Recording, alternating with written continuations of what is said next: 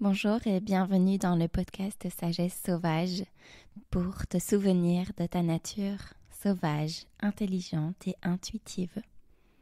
Je m'appelle Christelle O'Connor, exploratrice du corps et de la conscience. Est-ce qu'il t'arrive de te sentir coupable? Et puis coupable d'être coupable? Et puis frustré de te sentir coupable? Bref, la boucle est finie. Est-ce possible d'arrêter de se laisser envahir par cette culpabilité pour tout et pour rien?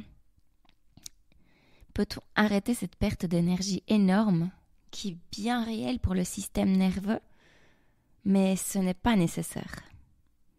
Pourrait-on se déprogrammer de ce virus judéo-chrétien qui prétend faire de nous quelqu'un de bien?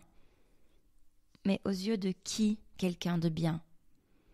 J'ai envie de proposer une réflexion basée sur ce qui m'a aidé à totalement m'en détacher. C'est une émotion qui m'a beaucoup accompagnée, liée aussi à une faible estime de moi et beaucoup de honte. La honte et la culpabilité de ne pas être assez bien, d'être trop timide, pas dans la norme.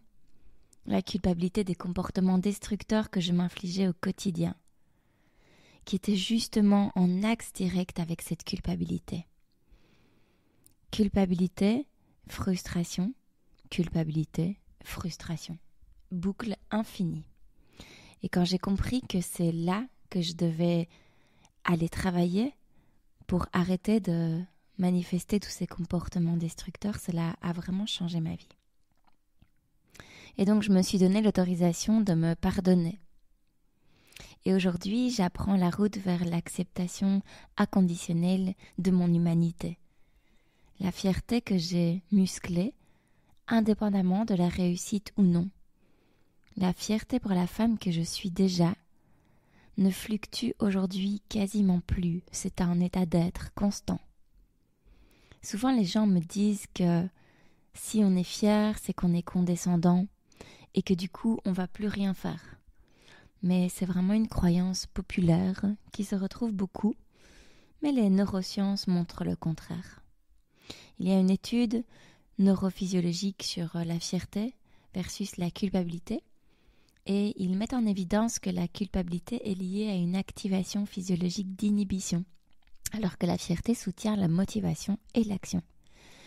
Une autre étude en psychologie de l'action, dans l'autorégulation du système nerveux, montre que la fierté favorise la poursuite d'actions alignées avec nos objectifs, tandis que la culpabilité agit comme un frein ou pousse uniquement à la réparation.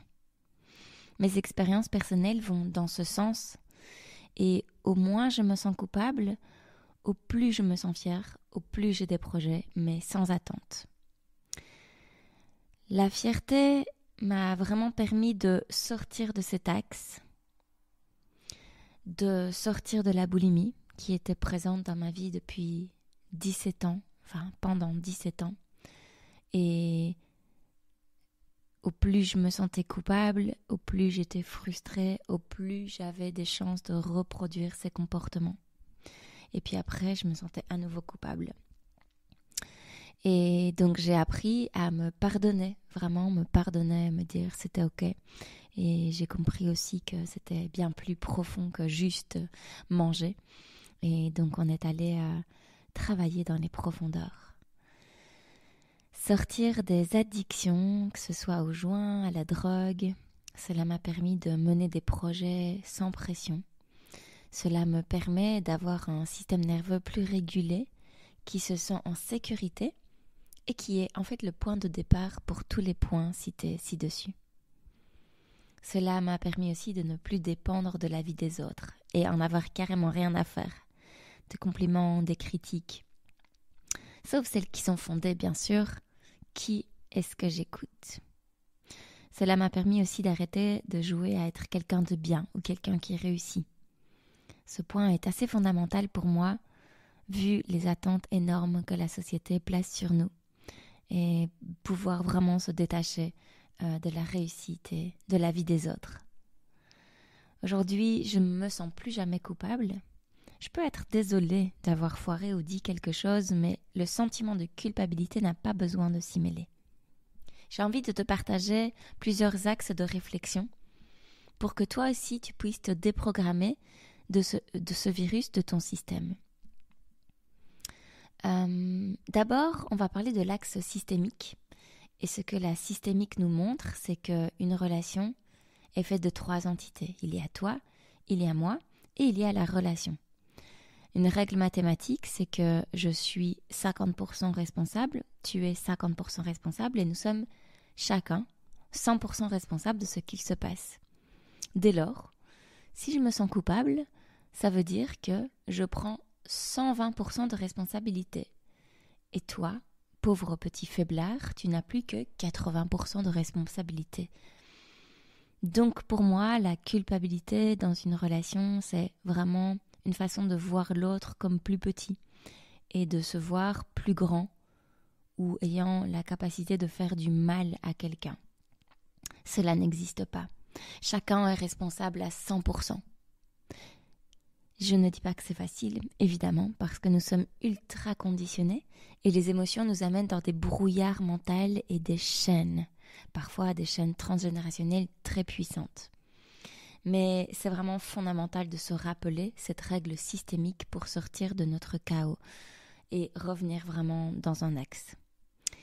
Un autre point de vue, c'est que créer un système qui grandit et qui croît vers le haut, il est vraiment fondamental que chaque membre du système le fasse. Cela fonctionne comme une forêt. Si un arbre s'appuie trop sur un autre, cela va le déraciner et ça va l'empêcher de bien grandir. Bien grandir, qui dit donc développer dans la verticalité pour créer des racines solides, une belle canopée pour partager des informations, des nutriments qui sont indispensables au bon fonctionnement de la communauté.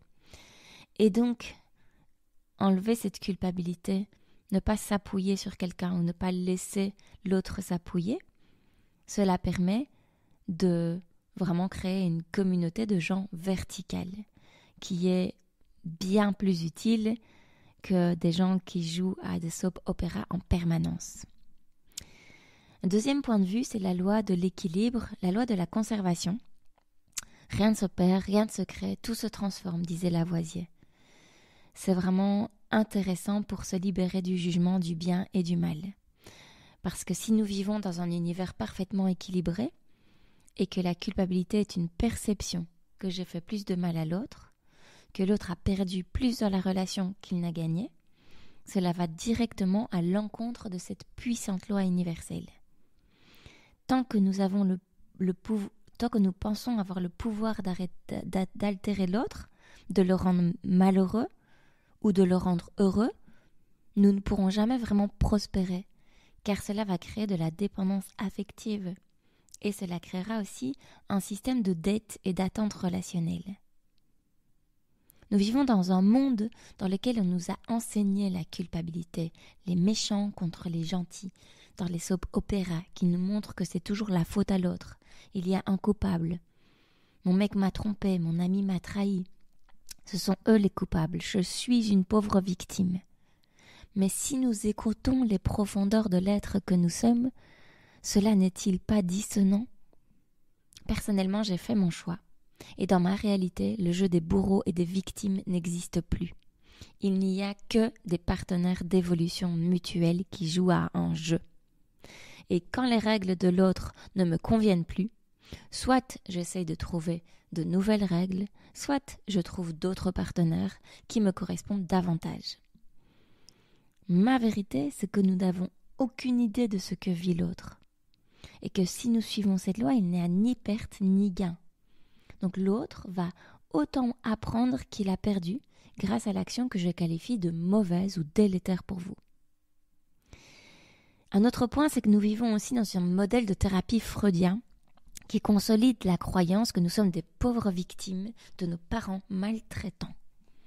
Ok, ton père ne t'a jamais reconnu, mais en quoi cela t'a permis de grandir, de trouver en toi ta propre reconnaissance ? Ta mère n'a jamais parlé de ses émotions.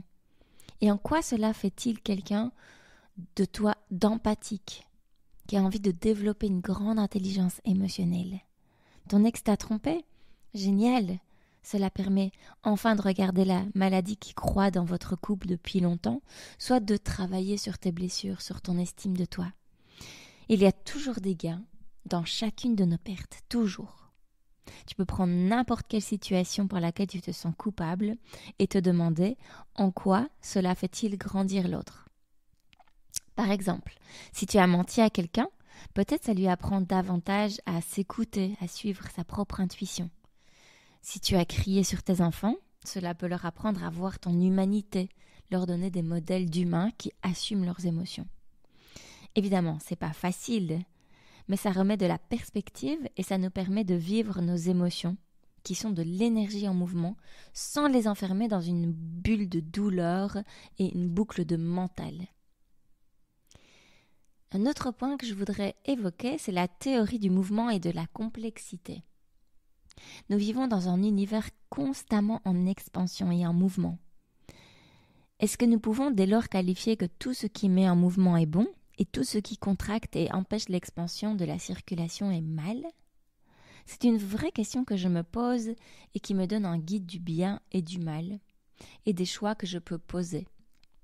Par exemple, la jalousie empêche l'énergie de circuler, elle contracte les deux joueurs relationnels. Dès lors, c'est une émotion dans laquelle j'essaie de ne pas m'engouffrer. Si tu casses la voiture de quelqu'un volontairement, tu empêches son mouvement. Donc tu le bloques. Donc est-ce que c'est mal? Si tu aides quelqu'un qui est en panne à redémarrer, tu le remets en mouvement. Donc est-ce que c'est bien? Et quand tu as peur, quand on est figé et qu'on a peur, est-ce que du coup c'est mal de rester dans notre peur? Et est-ce que c'est bien de remettre du mouvement? Ce sont vraiment des questions que je me pose, mais je pense profondément que le bien et le mal ne sont que des constructions et n'existent pas en tant que telles. Je vous laisse avec ces réflexions et si ce moment a résonné pour toi, sache que je guide des ateliers en présence où l'on explore tout ça ensemble. Tu es le ou la bienvenue. Toutes les infos sont sur mon site et ma page Facebook. Merci d'avoir marché ce bout de chemin avec moi, que ton corps reste ta boussole, ta nature sauvage et ton guide. À très bientôt.